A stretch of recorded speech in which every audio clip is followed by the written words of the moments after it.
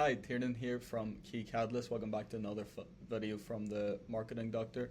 Today we're going to be talking about something super important, super simple, and also super complex all at the same time. We are going to be talking about marketing funnels. So regardless of what stage you're in and what specific industry within healthcare you're in, so whether you're a health tech startup that's just raised investment, whether you're literally bootstrapping your marketing on your own, whether you're a private clinic that's well established or just getting started, it's always important to come back and revisit your marketing funnel if you haven't already spent some time on it. And even if you have spent time on it, always good to come back and have a particular area. So this is something that we'll do on a fairly regular basis, maybe monthly. If not monthly, we'll certainly do it quarterly with our clients. So we'll specifically come in and have a look at which area of the funnel is not working. But we're going to break things down in super simply today. First of all, what we'll talk about is what the purpose of your funnel is and why it's called a marketing funnel. We'll then look at different aspects of the funnel and then things that you can do at each point in order to improve your conversion rates. So having a look at a funnel, the reason why it's called a funnel is because it's supposed to get more narrow as you move down. So again, speaking super simply, at the top of your funnel, you've basically just got random people. Within those random people, those people in the public that may be interested in your services, maybe not. We know that some people will be interested. So some people will be a good fit for your services.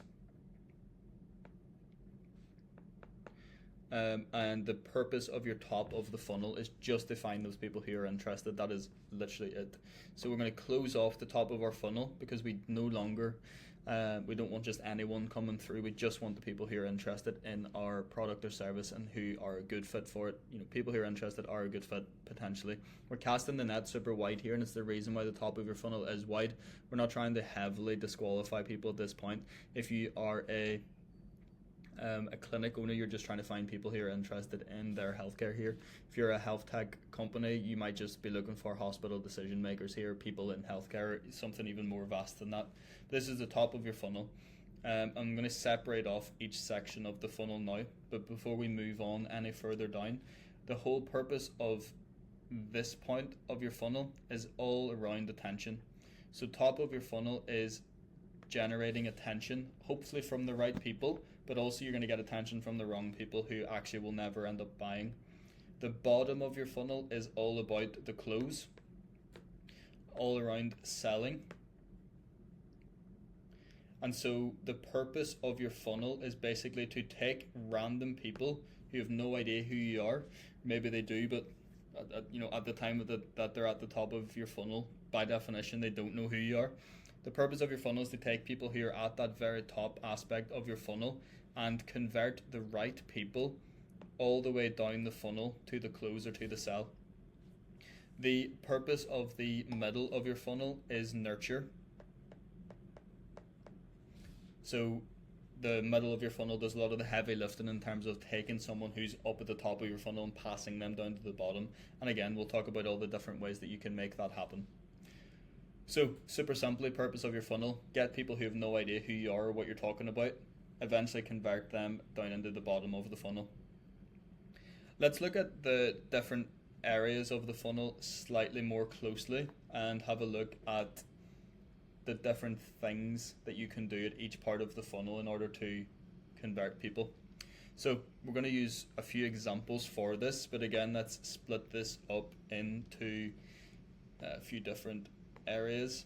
So again, middle of the funnel, top of the funnel, and bottom. This is where you might see the abbreviations TOF, MOF,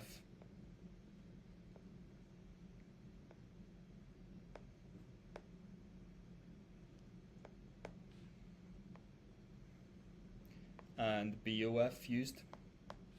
So top of the funnel, middle of the funnel, bottom of the funnel. So I already mentioned that the top of your funnel is all around attention. There's a few different ways that you can gain people's attention. So super simply, you can post on social media. You can run ads on social media. You can send cold outreach to people. So you can cold call people, you can send people cold emails, you can ask people who already know who you are to refer others. You can go do that, or you can do in-person things yourself. So you can go find people and have them learn about your services just by the fact that you're talking to them about it. But anything advertising based to a cold audience, and again, important to know that these guys are cold. By definition, they don't know who you are yet. So if you can run ads to a cold person on Facebook, on Instagram, on Google, on LinkedIn, that's top of the funnel stuff. Anything that you do in person to go meet someone, or you run a stall at a place where people don't know who you are, that's all top of the funnel stuff. Posting organically on social media to reach people who don't know who you are is all top of the funnel. Doing anything SEO related is also top of the funnel. If people don't know who you are and they search for a term and they come across you, this is all top of the funnel work. So top of the funnel work is quite far away from your sales. You know, this part down here is where people make money. This is the part where people sell. So this is why if you're a clinic owner, or if you're a health tech startup and you're trying to generate sales, generate new patients, doing things like SEO on its own without conversion rate optimization, doing things like just posting on social media, you can see how they all fall into the top of the funnel work, right? They're not bottom of the funnel tasks.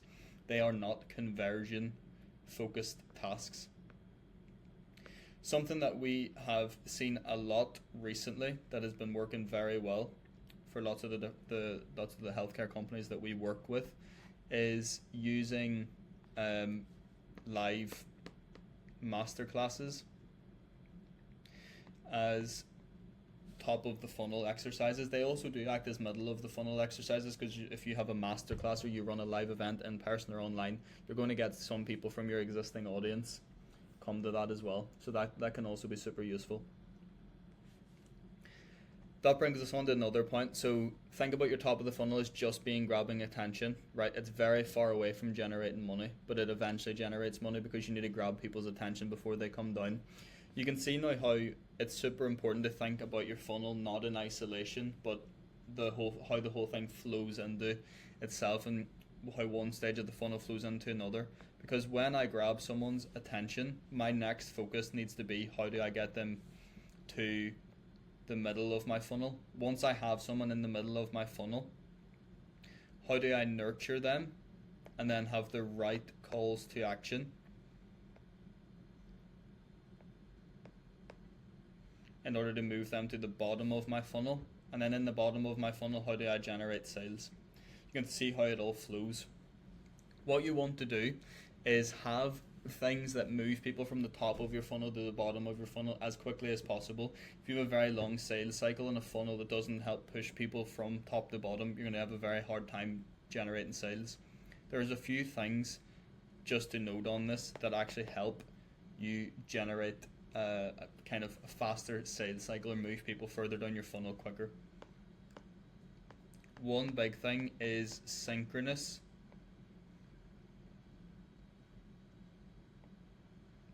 communication. What that means is, a good way to generate awareness at the top is something like a live masterclass, a live online event, a live in-person event. That is a perfect way to move people to the bottom of your funnel very quickly. Someone who doesn't really know who you are and you speak to them for 90 minutes might buy. Someone who doesn't know who you are, who sees a social media post from you, is much less likely to buy. Similarly, having one-to-one calls with people is super important. So here's where this flags up for me.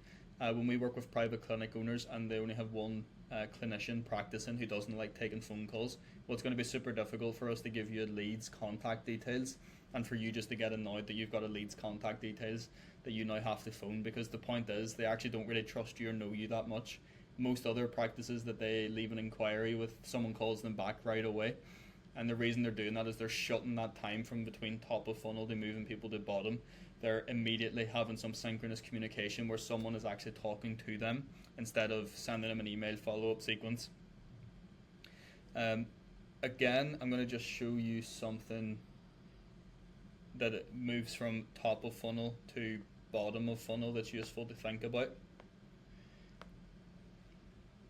In general, you want to have control over your audience. So if we've got a funnel here again, and we can think about all the different ways that you might get someone's information, you might use a lead magnet. In general, when someone enters your funnel, at the top of your funnel, the kind of passage between top of funnel to middle of funnel is when they become a lead.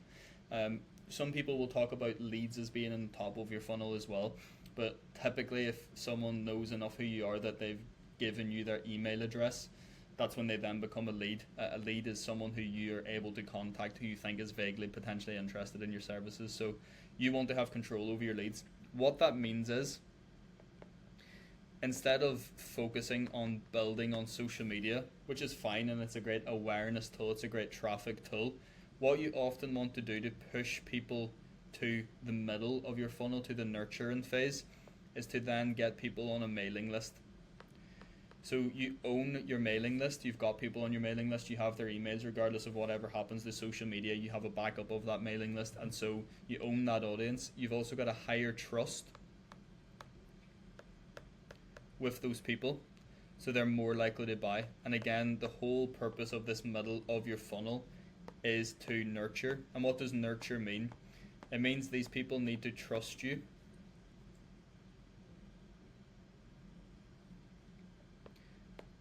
It means they need to know you, so they need to have actually a bit more information about who you are, what you do, in a few different ways, not just from a services perspective, but also from a, if I'm logging on their private clinic's website, is it pictures of the people there?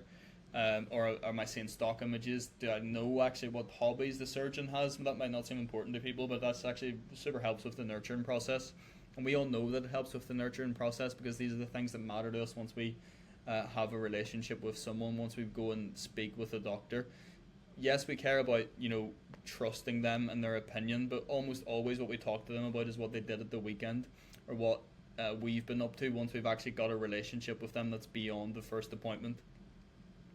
So let's just finishing this up. You also want people to like you. So people want to know, like, and trust, and that's kind of the entire purpose of the middle of your funnel. What does that mean? The important action takeaway from the trust part is all around value. The important thing around the know and like is just around personality and personal brand. When I say personal brand, that also applies to your clinic or to your company. It's about being super upfront with who you are, what you guys are doing, taking photos, taking videos, all that good stuff. That's the entire purpose of the middle of your funnel. What your middle of the funnel looks like, again, is an entirely value-led approach. So top of the funnel, I just need to get your attention. I don't care how I get it that much. As soon as I get your attention now, I need to nurture you super quickly so that you know, like, and trust me. Well, what does that mean? I need to give you so much value that you feel like there's a value discrepancy in the relationship, the theoretical relationship that we have, because I'm constantly just giving you free things that are extremely valuable to you, or I'm giving you information that's extremely valuable to you, or I'm just constantly showing up and you can see that I am the person who I'm saying that I am. That's everything there. The bottom of the funnel, and again, this is a completely whistle-stop tour. The bottom of the funnel is the sell.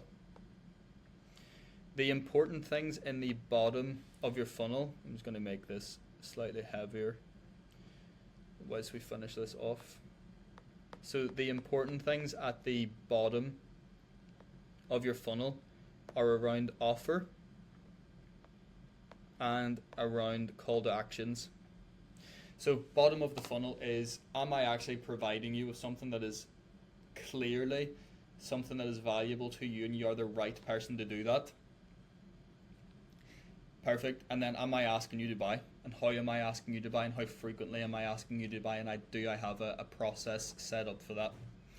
Let's just run through everything once more. Super simply, your funnel gets narrower as you move down. The purpose is lots of people come in at the top, we grab their attention, we nurture the right people, and we eventually close them at the bottom. If we just scroll down, the funnel technically doesn't stop there. What we need to do then is deliver immense value after someone has paid for something from us. And then the last thing is that we need to turn them into an advocate. What does that mean? Well, I want them to go tell their friends, tell their family, tell their peers that what I do is amazing, and so they can refer other people to me.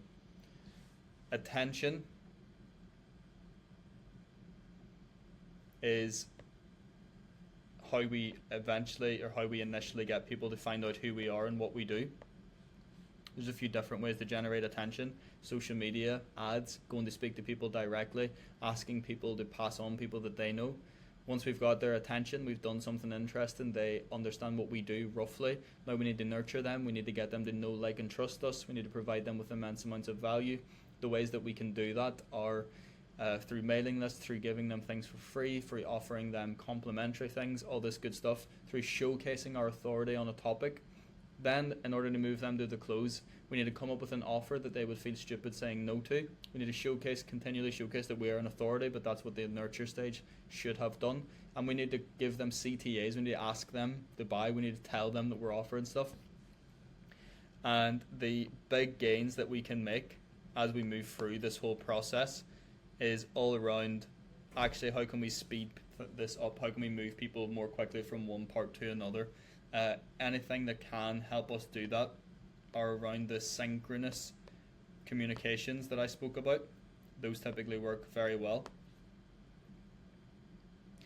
And the other things that help move people down very quickly are based on your authority. So if you're clearly an authority in the topic, if you've been made aware of someone, and there's an argument that actually you're already in their funnel, you were just at the very top, but if you're clearly the right person for someone and your results speak for themselves and what you do is just absolutely incredible, then the nurture phase, because of that trust aspect of the nurture phase, can make people move down the funnel very quickly. Similarly, if you have an offer that's absolutely incredible, people can move down more quickly. Just to caveat one more thing before we end the video, it is useful to look at your funnel in a different way. If you want to approach your entire marketing strategy in a slightly different tone, you want to view yourself as a buyer, not a seller. What that means is you're trying to find the right people for your service. You're not looking for them desperately. You're not in a kind of needy scarcity mindset. Actually, you know that what you offer is incredible, and so you spend all your time trying to find the right people for that. This is an interesting way to look at funnels. We specifically do this for high ticket funnels, and there's a lot we'll do to adjust the funnel based on that. But the learning that you want to take from this in an interesting way that you can apply this to your funnel is all around qualification. Whatever product you have or service, you should be pretty aware that some people would benefit from it more than others. Some people wouldn't benefit at all. Some people, it would change their life if they had it. The whole process that you should walk through with your funnel is just qualification at each step. So you are the person who decides who moves from top of funnel beyond the awareness stage into middle of funnel, into that nurturing stage, and then into the buyer's stage. If someone just accidentally falls through some holes in your funnel, you shouldn't be happy and you shouldn't sell them what they've gotten to the bottom of the funnel for. So see your funnel as a qualification tool as well. I hope that's useful. I appreciate we've covered quite a big topic, and my pen was pretty useless for half of it. The takeaways here are, each part of the funnel has a different purpose. Don't expect the top of your funnel tools, your social media posting, to carry the heavy lifting which the bottom of your funnel does.